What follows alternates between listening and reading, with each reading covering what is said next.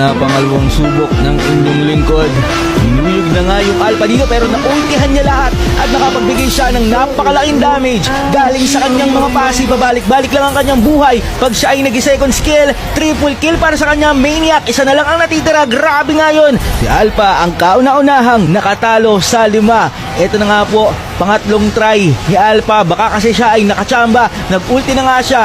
Ang intense ng laban. Isang pagkakamali lang ni Alpha dito. Siya ay tutumba pero pabalik-balik nga ang buhay niya.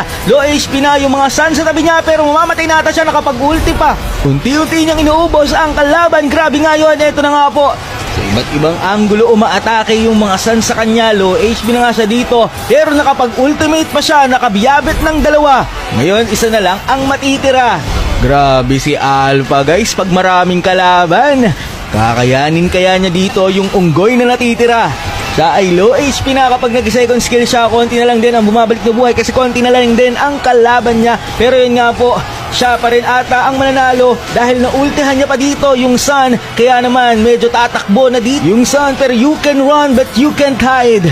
At sa experiment namin na to, si Alpha ang unang hero na nakatalo sa 15 na sun. Cheers! That's crazy!